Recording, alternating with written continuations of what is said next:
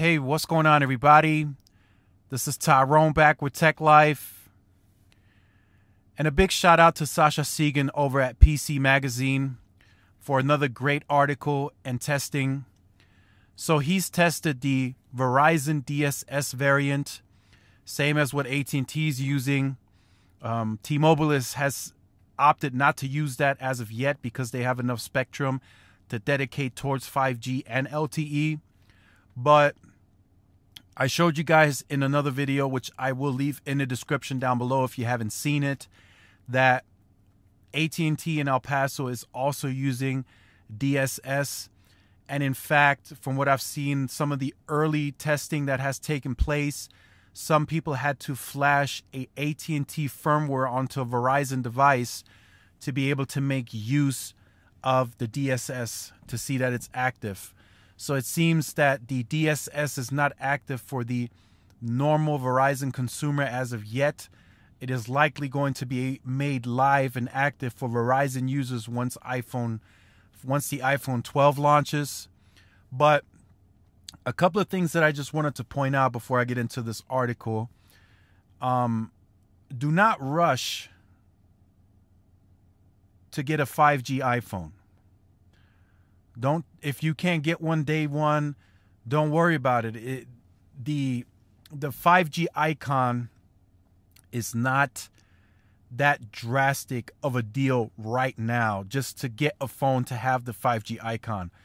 Sure, it'll be nice from a technical perspective to have a Qualcomm chipset, to have new RF antennas, likely much better performing versus Intel. So from that aspect, don't get me wrong, I agree. If you want to get the new iPhone for that reason, sure. But don't get the new iPhone just because 5G and the icon. And this article will show you why. So Sasha Segan has done some testing, early testing DSS in Chicago. And I will show you guys some of the averages. I will leave this article in the description down below, of course, so you guys can see it in its entirety. So what you see here, as you see, it says Verizon download speeds in Chicago. So those are averages. So as you will see at the bottom, you see LTE on the left, 5G DSS in the middle, and 5G ultra wideband on the right. So we have three averages. One is LTE technology, two are 5G technologies. Now, you're probably questioning already, well, wait a minute. 5G on average was slower than LTE? That is not supposed to happen. Isn't 5G a newer technology? And you are right. There is roughly a 20 to 21% decrease in speed and performance on 5G DSS versus LTE. And again, we've been preaching this for a long time. All the channels, Tech Extremist, Sneed, Mobile Tech, others that I speak with have said they are not a fan of this. That the fact that the DSS technology decreases speeds by 20 to 21%. And to be quite frankly with you guys, that is something that early on Neville Ray was kind of preaching about, that the DSS technology is worse percentage-wise in terms of performance. That's why he's not a fan of it. But as we get more spectrum available, more airwaves, that is going to get better.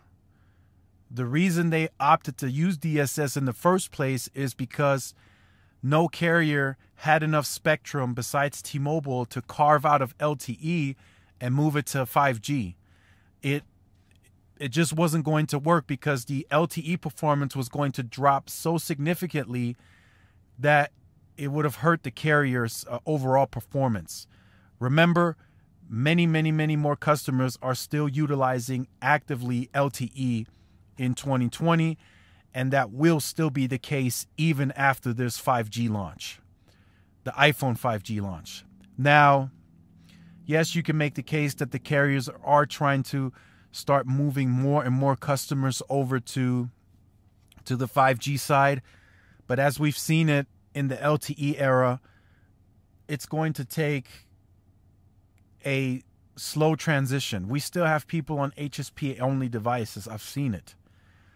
So this is not going to happen overnight. This is going to be a slow transition, and the carriers are going to need more spectrum to really push the 5G performance past LTE.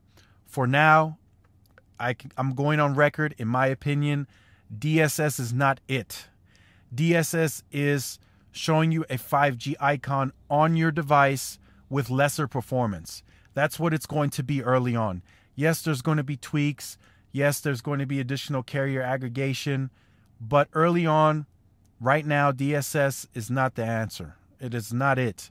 They should have left it alone, in my opinion. They should have left LTE on LTE and just focused on moving actual spectrum onto 5G, such as the C-band, CBRS, and millimeter wave.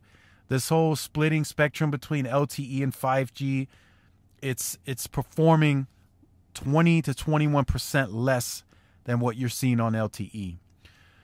So again, this is just an opinion of mine. If you want to get the iPhone 12 for the Qualcomm performance, better RF performance, sure, I'm with that 100%. But if you are a consumer and you're just waiting for that iPhone so you have that 5G icon, again, I'm against that. I don't think you should do that. I think that's a waste of a purchase. I think the iPhone 11 Pro Max that you now have potentially is still performing great. If you have an iPhone 10 or a 10s, sure, why not? But again, if you're just doing it to see that 5G icon, I think it's a waste, and I think it's unnecessary. The iPhone 11 Pro Max is still going to perform very, very good, although it's an Intel, but it's going to perform very great, and it's going to get the job done. But for me, for you guys, I will get the iPhone day one if I can get my hands on a pre-order, just because I know it's going to perform better RF-wise in terms of the Qualcomm chipset, new antennas. It's going to perform better than the Intel that's in the iPhone 11 Pro Maxes now. But I'm not getting it just so I have the 5G icon. That's not why I'm doing it. I've gotten away from doing that a long time ago.